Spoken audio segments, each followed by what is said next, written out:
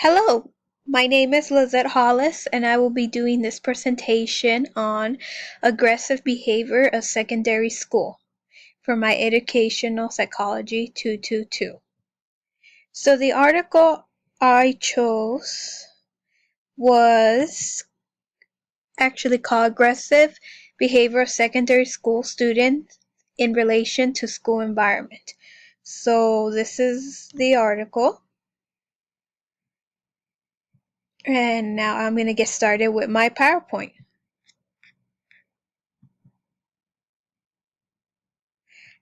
Okay, so the author, he talked a lot about how studies and survey, and one study that he mentioned was the 1960-1990 study of how students fail to do better academic process. So basically he said that aggressive behavior is associated with doing poorly in exams and academics, and not just in academics but also in relationships with their peers and their teachers. So aggressive behavior overall, what he or she was trying to tell us was that it affects in academics and also in their relationships. And the author also said how aggressive behavior is also known as antisocial or can lead to being antisocial, which I will read here. Antisocial behavior is also known as aggressive behavior, according to what the author said. Antisocial is an unfriendly behavior and it can lead to aggressive behavior. Teachers need to make more lesson plans that will allow students to engage with more of their classmates. So teachers need to do activities in the classroom that will be with group work partners, but try to get them to talk to their fellow classmates, to get to interact with one another and work as a team. And this will allow for students to become more social and even make new friends.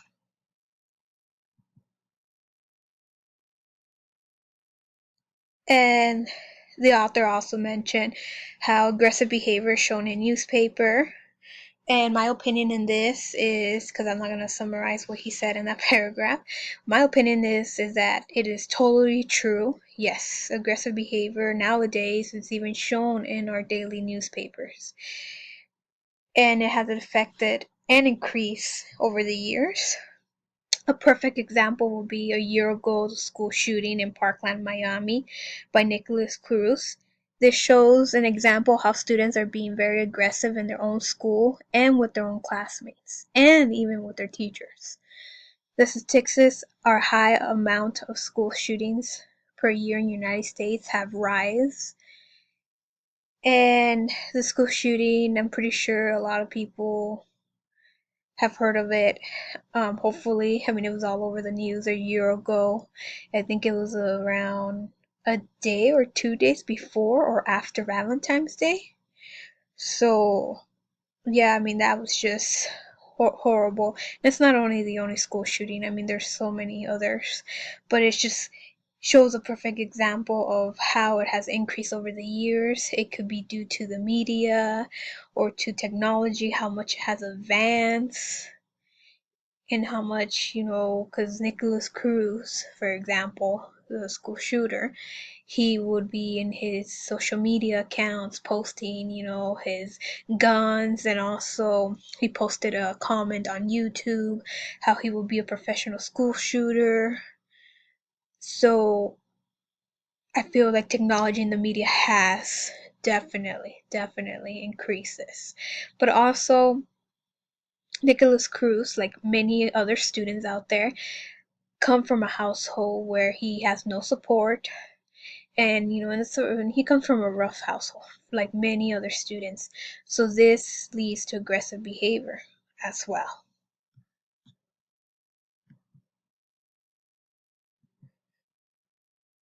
Then the author. Okay. The author mentioned having a positive climate in the school, so meaning a positive environment for the students and teachers.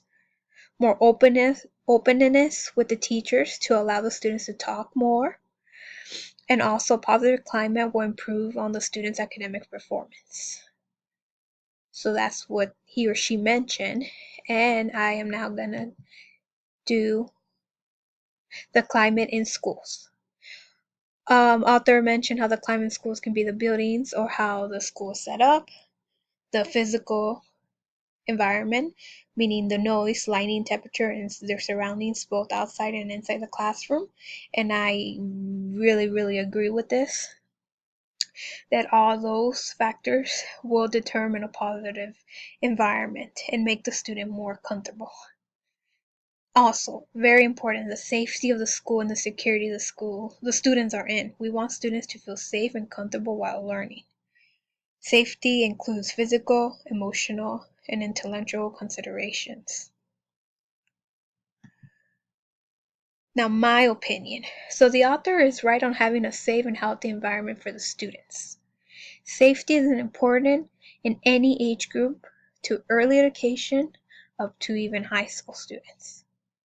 High school students can be checked out at random. For example, my high school back in Los Angeles, we had random backpack searches, which pretty sure that was legal. I mean, it happens a lot over there in California because of the gangs and the violence and, Southern California, how it can be. I don't know up here in Montana. We'll find out once with my kids. But definitely doing random checks could probably even eliminate the aggressiveness, because they can check for weapons, drugs, and other aggressive behaviors. Early childhood education students need to be taught manners and positive behaviors, where they can hopefully follow them in their years of education. So, in early education classes and my other classes, how the first years are really important and kids observe like a sponge. So, we want to teach kids from an early age to have manners, to have these important life skills for both school and outside, and hopefully they can follow these in middle school and high school, and it can lead to a much more positive learning environment. So, this article did answer some of my questions that I had in the readings. And it showed all very good examples. And it also made me think not just on the author's opinion, but also made me think more of the experiences I have had while growing up in my school and also as working in the daycare. The author's opinion and what he or she wrote in the article is pretty much what I had also. I mean, I knew that aggressive behavior can lead to a poor academic performance and poor relationships and violence as well. So I really enjoyed this article, and I will upload it as well. And it was a very good article, and I am really thankful that I got a chance to do this. All right, thank you and have a good day.